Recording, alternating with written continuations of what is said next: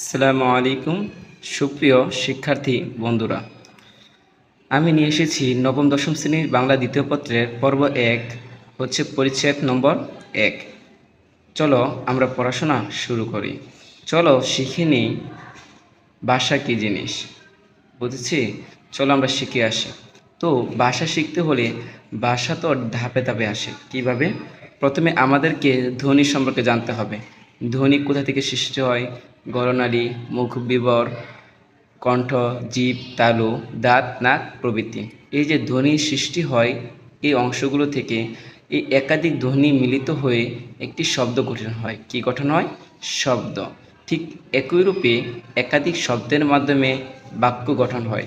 বাক্যটা যখন মানুষের মনে ভাব প্রকাশ করে, মনে ভাব প্রকাশ করলে একাধিক বাক্যের সমষ্টি ভাষা তৈরি করে। কি তৈরি করে? ভাষা তৈরি করে। চলো আমরা এখন আমাদের যে মাতৃভাষা বাংলা ভাষা সম্পর্কে কিছু তথ্য জেনে নিই। যেমন এটি বাংলাদেশের রাষ্ট্রভাষা হিসেবে স্বীকৃত। মাতৃভাষা মোট জনসংখ্যার ভিত্তিতে বাংলার পৃথিবীর ষষ্ঠ বৃহত্তম ভাষা। কত বৃহত্তম? ষষ্ঠ। তারপরে এই যে বাংলা ভাষার উৎপত্তি, প্রথমে তো বাংলা ভাষা আসেনি, বরং ইন্দো ইউরোপীয় হতে ক্রমান্বয়ে ভারতীয় আর্য হয়ে প্রাকৃত হয়ে তারপরে বাংলা ভাষা এসেছে। ইন্দো ইউরোপীয় থেকে প্রথমে ইন্দো ইরানীয় ভাষায় পরিণত হয়, তারপর ইন্দো ইরানীয় থেকে ভারতীয় আর্য ভাষায় পরিণত হয়, ভারতীয় আর্য থেকে প্রাকৃত ভাষায় আসে, সে প্রাকৃত থেকে বাংলা ভাষা কী হয়? সৃষ্টি হয়। আমাদের আরেকটা জিনিস মনে রাখা প্রয়োজন, সেটা কি বলতো? সেটা হচ্ছে বাংলা ভাষার লিখিত রূপের প্রাচীনতম নিদর্শন হচ্ছে চর্যাপদ। ক্লিয়ার? চলো আমরা আর কিছু পয়েন্ট শিখে নিই। দেখো, ব্রেল পদ্ধতি। এই পদ্ধতি ব্যবহার করে কারা?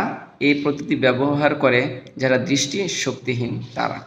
বাংলা ভাষাতে নিজস্ব একটি লিপি বিদ্যমান রয়েছে। সেই বিদ্যমানটি হচ্ছে বাংলা লিপি। কী লিপি? বাংলা লিপি। এই বাংলা লিপিতে মূল বর্ণের সংখ্যা হচ্ছে 50টি। কয়টি? 50টি। আমরা যে জানি স্বরবর্ণ 11টি, ব্যঞ্জনবর্ণ 39টি। এই 50টি বর্ণ নিয়েই মূলত বাংলা লিপি গঠিত। চলো আমরা আরেকটা গুরুত্বপূর্ণ তথ্য দেখে নিই। সেটা হচ্ছে ভারতের পশ্চিমবঙ্গ ও ত্রিপুরা প্রদেশের অন্যতম দাপ্তরিক ভাষা বাংলা। ভারতের পশ্চিমবঙ্গ ও ত্রিপুরা প্রদেশের অন্যতম দাপ্তরিক ভাষা কি? বাংলা। সুপ্রিয় শিক্ষার্থীরা, অনুশীলনের সঠিকতা নিজেরাই বিশ্লেষণ করো। ইনশাল্লাহ তোমরা সবাই পারবে। আমি যে পয়েন্টগুলো তোমাদের লিখে দিয়েছি, ইনশাল্লাহ এই পয়েন্টের বাহিরে কোনো নৈবিত্তিক ওইখানে নেই। তো সবাই ভালো থেকো। ধন্যবাদ। আসসালামু আলাইকুম ওয়া রাহমাতুল্লাহি ওয়া বারাকাতুহু।